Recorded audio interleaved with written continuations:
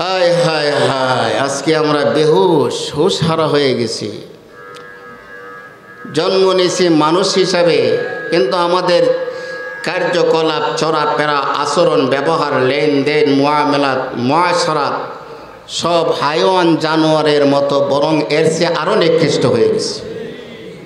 আজকে মুসলমানের হাতে মুসলমানের জীবনের নিরাপত্তা নাই, এক মুমিনের হাতে আরেক মুমিনের জীবনের নিরাপত্তা নাই, একজন মানুষের হাতে আরেকজনের মানুষের ইজ্জতের নিরাপত্তা নাই। জোরে কোন ঠিক না বেঠিক? মানুষ মানুষের দুশমন, মানুষ মানুষের পরম শত্রু হয়ে যায়। কারণ কখন হয় এটা? যখন তার ভিতর থেকে মনুষ্যত্ব বলতে যেই গুণটা ছিল, এই মনুষ্যত্বের গুণ চলে যায়। ঠিক কিনা জোরে বলেন? গতকালকে দাওয়াত তবলিগের বিশ্ব ইজতেমা টঙ্গীর মাঠের ঘটনা আপনারা সবাই তো অবগত আছেন। যারা মারছে এরা কেডা? মুসলমান না? যাদেরকে মারছে তারা কেডা? এবং কেমন মুসলমান?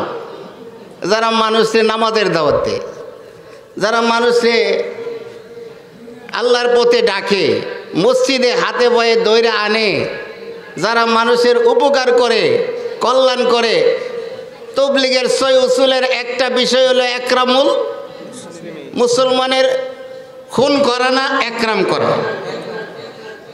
তাহলে আজ থেকে প্রায় ১০০ বছর আগে ইলিয়াস সাহেব রহমাতুল্লাহ আলাই যে মাকসাদ নিয়ে তবলিগের উসুল কায়েম করে বিশ্বব্যাপী এই দাওয়াতের মেহনতকে ছড়াই দিয়েছিলেন, গতকালকের এই ঘটনা, ২০১৮ সালের এই ঘটনা আজকে আমাদের সামনে একথাই প্রমাণ করতেছে ইলিয়াস রহমাতুল্লাহ আলাইর প্রতিষ্ঠিত তবলিগ এখন আর বর্তমান এই ফিতনাবাদদের মধ্যে নাই। জোরে কোন ঠিক না?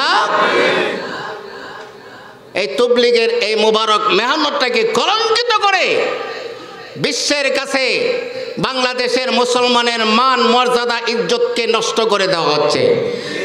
তবলিগের নামে তবলিগকে ধ্বংস করার ষড়যন্ত্র করতেছে।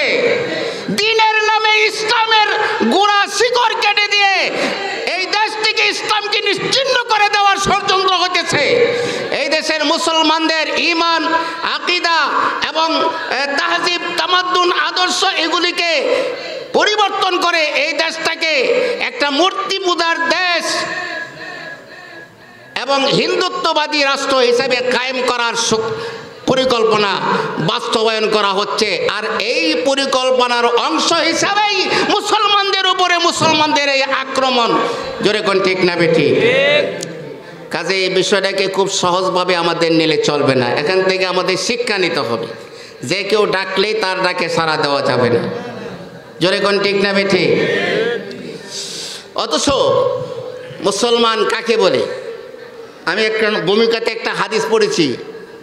আল্লাহ রাসূল বলেন, মালউনুন মান দারা মুসলিমান ওয়া মান মাকারা বিহি। মালউন অভিশপ্ত, মালাউন থেকে মালউন, মালউন রে আমরা মালাউন বলি। মালাউন শব্দটা আপনারা শুনছেন না শুনেন না? কোরআন হাদিসে অনেক জায়গায় মালাউন শব্দটা উল্লেখ আছে। মালউন আমরা সাধারণত বুঝি যারা ইহুদি এরা মালাউন, যারা খ্রিস্টান তারা মালাউন, যারা বৌদ্ধ, নাসারা, হিন্দু, অমুসলিম তারা মালাউন। কিন্তু আল্লাহ রাসূল কি বলছেন?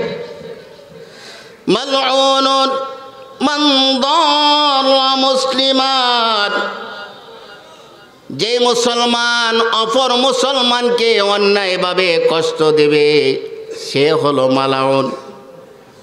জোরে কোন ঠিক না বেঠিক?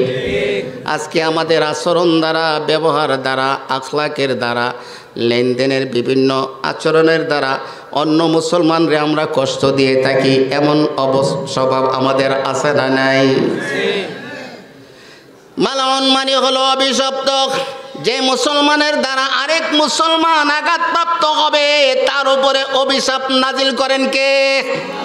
আল্লাহ এবং ফেরেশতা, সমস্ত কুল কায়নাত, সব মাখলুকাতের লানত এবং অভিশাপ ওই মানুষটার উপর নাজিল হয় যে মানুষটার দ্বারা আরেকজন মুসলমানের কষ্ট হয়।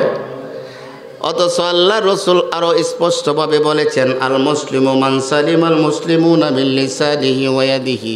মুসলমান তাকেই বলা হয় যার হাতের দ্বারা, যার জবানের দ্বারা, যার আচরণ ব্যবহারের দ্বারা অন্য মুসলমানের কোনো রকম কষ্ট হবে না। আল্লাহর নবী সারা জীবন ভর মানুষের কল্যাণ করেছে, কোনো মানুষকে আঘাত দেয় নাই, কষ্ট দেয় নাই, কোনোভাবে কোনো মানুষের অন্তরে কষ্ট যাবে এমন কোনো আচরণ ব্যবহার নবীর জিন্দেগিতে করছে নাকি? নবীজি শুধু মুসলমানের কল্যাণ করেছে না, ইহুদিরও কল্যাণ করেছে। শুধু ইহুদির কল্যাণ করেছে না, হিন্দু বৌদ্ধদেরও কল্যাণ করেছে। শুধু মানুষের কল্যাণ করেছেন না, জিনদেরও কল্যাণ করেছেন। শুধু জিনদের কল্যাণ করে নাই, কুল মাখলুকাত সমস্ত জীব জানোয়ারেরও কল্যাণ করেছেন, পশু পাখির কল্যাণ করেছেন। জোরে বলেন সুবহানাল্লাহ। কারণ আল্লাহ তাআলা আমার নবী, বিশ্ব নবী রাহমাতুল আলামিনকে গোটা বিশ্ব জাহানের জন্যে রহমত হিসাবে প্রেরণ করেছেন। وما أرسلناك إلا رحمة للعالمين। গোটা বিশ্ববাসীর জন্যে আল্লাহ বলেন, হে নবী আমি আপনাকে রহমত বানাইছি। আর আমরা হইলাম সে রহমতের নবীর উম্মত। আমাদের আদর্শ আর নবীর আদর্শের মধ্যে কোনো মিল? কিয়ামতের আদালতে নবীর সামনে উম্মত হিসাবে কিভাবে দাবি করব? এটাই তো চিন্তার বিষয়। মুসলমানের ঘরে জন্ম নিয়েছি, কিন্তু সত্যিকার মুসলমান কি এখনো আমি হতে পারছি? কোনোদিন চিন্তা করেছেন? নিজেকে ইমানদার বলে দাবি করি, সত্যিকার মুমিন কি হতে পেরেছি? আল্লাহ তাআলা কোরআনে কারিমের বহু আয়াতে ইমানদারদেরকে বলেছে ঈমান আবার আনো। অনেক আয়াতে ইমানদারদেরকে বলেছেন যে পরিপূর্ণভাবে মুসলমান হও। ইমানদার তো ইমানদার আছে, তাকে আবার ঈমান আনতে হবে কেন? ইমানদার তো ইমানদারই আছে, মুসলমান জন্মগতভাবে সে ইমানদার মুসলমান, তাকে আবার মুসলমান হওয়া লাগবে কেন? তাইলে বোঝা গেল শুধু মুখে দাবি করলে ইমানদার হওয়া যায় না, শুধু মুখে দাবি করলে মুমিন হওয়া যায় না, মুসলিম হওয়া যায় না।